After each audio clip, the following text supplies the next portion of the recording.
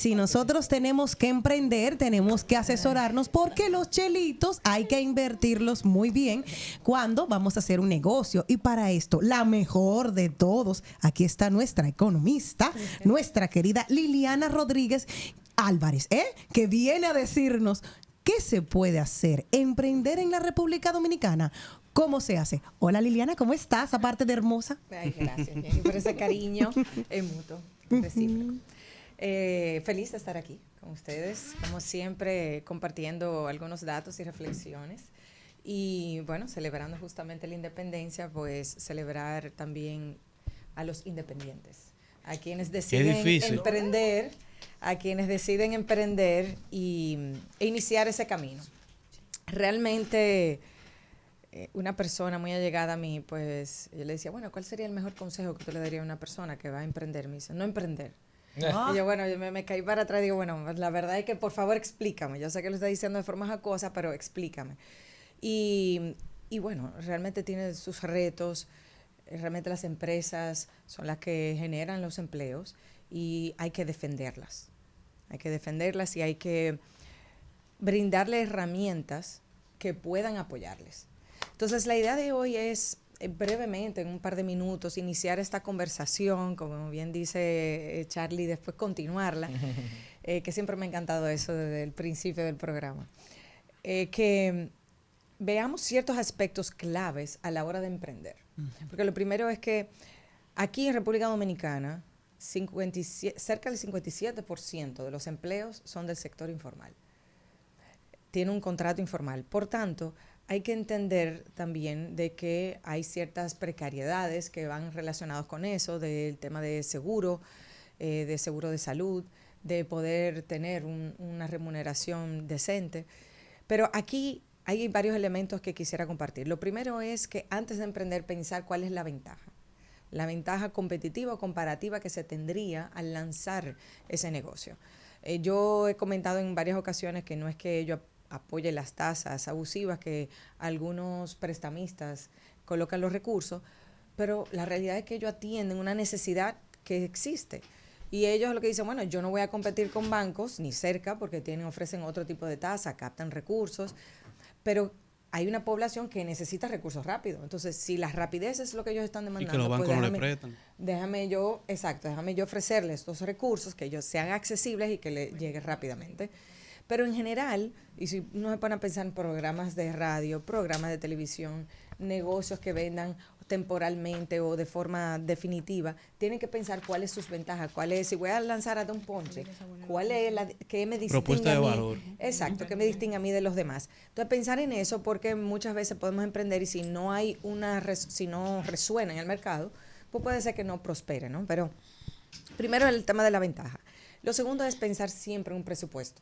Así como uno lo ve a nivel personal, pues evidentemente verlo también en el negocio, de tú pensar en, déjame yo sentarme y ver cuánto es que yo estimo ganar y dentro de eso siempre, dentro de las proyecciones de ventas, pues pensar en el escenario más conservador.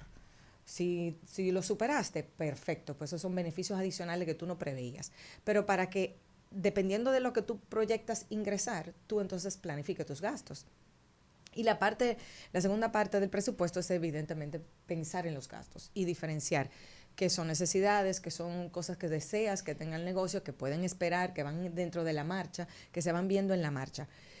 Y en microfinanzas, todos los años que tengo trabajando con las microempresas, pues me ha enseñado la importancia de ir poco a poco, justamente de ir creciendo con el negocio, de que esos gastos tú los vayas manteniendo controlados y que a medida que el negocio vaya desarrollándose y te permita seguir haciendo inversiones, la vayas haciendo.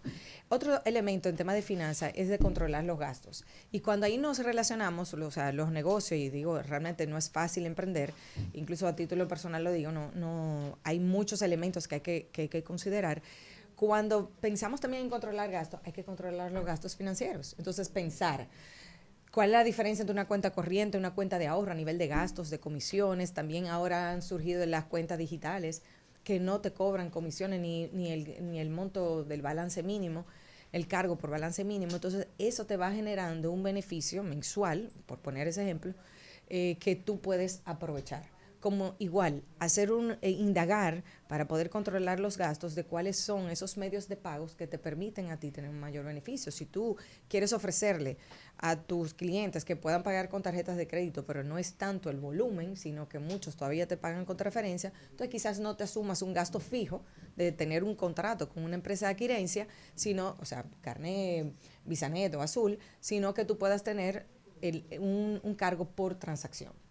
Que ya ahí, en lugar de tú tener un gasto fijo, cada vez que se produzca una transacción, te van a cobrar al respecto.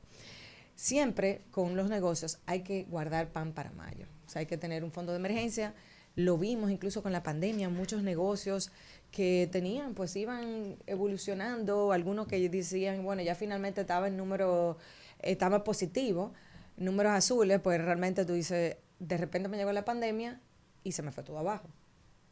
Entonces, la importancia de tener un fondo de emergencia para poder aguantar, aunque sea 3 o 6 meses, donde no te dé los recursos. Bueno, Jenny lo ha comentado muchas veces que ella misma tiene un ingreso adicional, inmediatamente comienza a guardarlo o a pagar facturas que ella sabe que va a tener. ¿Por qué? Porque ya eso lo tiene seguro. No tiene una preocupación menor de cara en el corto y en el mediano plazo. Uh-huh. Algo que es importante, que muchas veces cuando se inicia un negocio, no pensamos en el contable o tema de contabilidad o tema legal. Impuestos.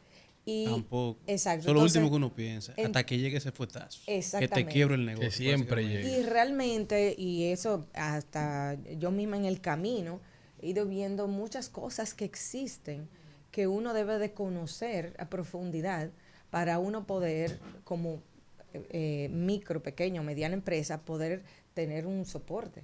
Porque las grandes empresas, al tener a esos expertos trabajando para ellos, tienen el tiempo de indagar cuál es el esquema ideal para tú tributar, cuáles son los gastos que sí se pueden imputar, cuáles son los otros beneficios en los que tú puedes asumir. Entonces, obtener. Entonces, esa alianza, hay muchos y de diferentes valores. O sea, hay muchos que cobran más caro, otros que cobran medio. Entonces es identificar cuáles son esos que están acorde a tu presupuesto para que puedan asesorarte a nivel legal y a nivel impositivo. Y también de llevar la contabilidad, porque ahí de repente al verlo plasmado, tú puedes justamente, como a nivel personal tú lo haces, ver cuáles son los gastos que tú puedes reducir y dónde tú puedes aprovechar. Entonces siempre pensar en aliarse en los expertos, porque esas igualas pues te dan más tranquilidad y te pueden, con ese experto, tomar mejor decisiones. Y lo último, sí que mencionar, quizás mencionar dos aspectos adicionales. La importancia de crear redes de emprendedores.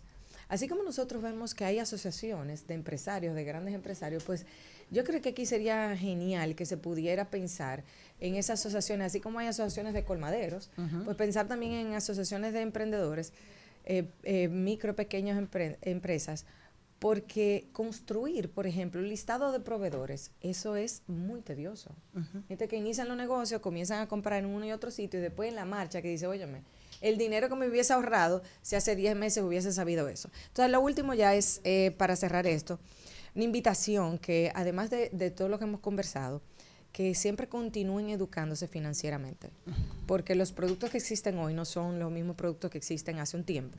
Entonces van saliendo opciones en el mercado que pueden ser de mucho apoyo a los negocios. No olvidemos, en la medida de que podamos, apoyar a las micro y pequeñas empresas. Bueno, ustedes mismos que están constantemente en la calle, Charlie y Celine, que ustedes conocen, igual Cristian, conocen cuál es la realidad de la micro y pequeña empresa. Entonces necesitan ese apoyo cotidiano, que muchas veces yo comento, no nada más comprándole, si no puedes comprarle, compártelo en tus redes, lo que hace tu compañero. Claro. Quizás tú no tienes el recurso para comprarle o no tienes esa necesidad, pero de repente cuando tú lo promueves, le estás dando herramientas mercadológicas, un empuje, que quizás otro no lo conocía y dice, mira, esto sí me conviene. Entonces, construir esas redes, porque al final el sector de las MIPYMES aporta cerca del 40% del PIB y a nivel de empleomanía también. O sea, como decía al principio, 57% de los empleos provienen con contratos informales y cerca del 90% de las empresas en el país son MIPYMES. Así que apoyémoslas. Y por eso era también la importancia de traer este tema al mediodía con Mariotti y compañía en tema de aprovechando en el mes de la independencia, hablar justamente de los autónomos, de los que deciden dar ese paso para emprender. Si alguien nos sintonizó ahora mismo, tenemos 3 pasos que no se pueden quedar para los emprendedores. Dijiste, red de apoyo en los emprendedores. Tener un contable que tiene que ver para tus impuestos y todo lo que tiene que ser educación financiera para ti. Y el otro que no se me quede para los emprendedores. Yo te diría sacar tiempo para las finanzas. Ahí está. Señores, ahí está nuestra querida Liliana Rodríguez. ¿Dónde pueden seguir esta conversación que te encanta, que seguirla a través de redes sociales? Bueno, Liliana Rodríguez Álvarez, mi nombre se escribe con doble L, Liliana Rodríguez Álvarez. Estoy pues en Instagram, también en Twitter, bueno, lo que era antes Twitter, plataforma X ahora, e igual en YouTube. Así que, y aquí, como siempre, y en la comunidad, ojalá. Que sepan que mis finanzas están, gracias a Dios, saneadas porque yo me asesoro con Liliana. Sí, búsquenla siempre, llámenla y pregúntenle, que ella siempre está dispuesta. Gracias y retornamos en breve.